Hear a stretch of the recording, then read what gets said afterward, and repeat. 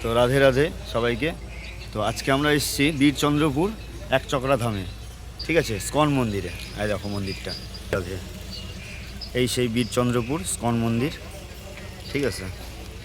মানে কতটা সুন্দর, মানে ধারণার বাইরে। দেখো মানে অসম্ভব সুন্দর, অসম্ভব সুন্দর।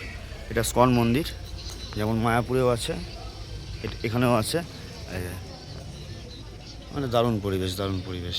এই যে প্রবেশ পথ, এই যে ইস্কন মন্দির একচক্রা ধাম। এটা হচ্ছে গেস্ট হাউস, মানে অতিথি ভবন এটা। আর এই সাইডে মন্দির, কারণ অসাধারণ পরিবেশ। এই মন্দিরটাও খুব ভালো লাগলো, একচক্রা ধাম, ঠিক আছে। মানে অসম্ভব সুন্দর, বলতে গেলে কি একদম সুন্দরী। রাধে রাধে রাধে রাধে। তো রাধে রাধে আমাদের অনেক তো রাধে রাধে সবাইকে। তো রাধে রাধে, মানে আমার অনেক দিনেরই ইচ্ছে ছিল যে আমি এই জায়গাটাতে আসবো ঘুরতে, ঠিক আছে। তো হয়নি, তারাপীঠে অনেকবার এসেছি কিন্তু এই জায়গাটাতে আমি আসতে পারিনি, চেষ্টা করছি কিন্তু হয়নি। এবার শেষমেশ অবশেষে রাধারানী আমাকে ডেকেছে, তার জন্য আমি আজকে এসেছি একদম বীরচন্দ্রপুর একচক্রা ধাম স্কন মন্দিরে, ঠিক আছে।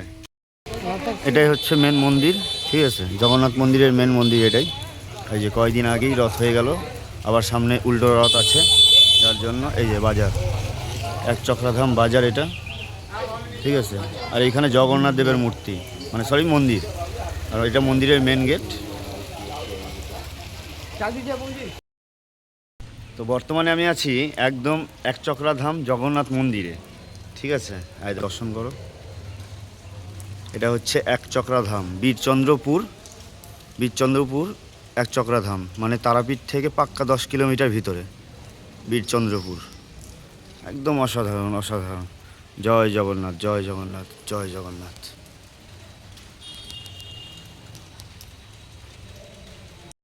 তো এখন আমরা যাচ্ছি বাঁকিরায় মন্দিরে, ঠিক আছে। রাধে রাধে রাধে রাধে।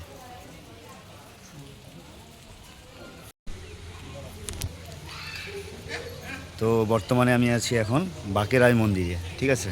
মানে ঠাকুরতে পারলাম না, এই যে মন্দিরে গিয়ে দর্শন করাচ্ছি অনেক কষ্টে। এই দেখো, ছবি তোলা নিষেধ, ঠিক আছে।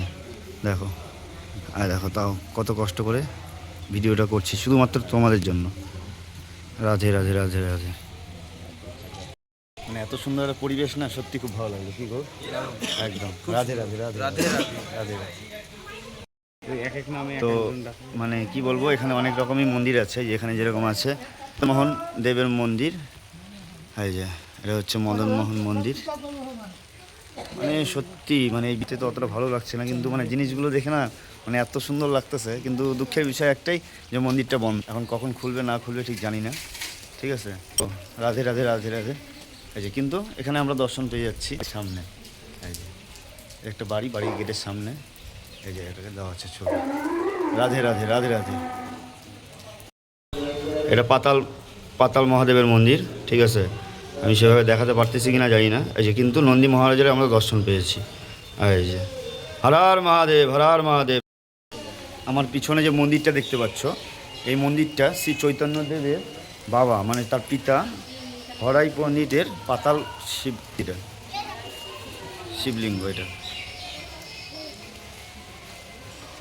এই যে বীরচন্দ্রপুর, ঠিক আছে, স্কন মন্দির। এখানে এখন সন্ধ্যা আরতি হলো, তো আমরা সন্ধ্যা আরতি দেখে মানে টোটালটা কমপ্লিট করে তারপরে আসলাম।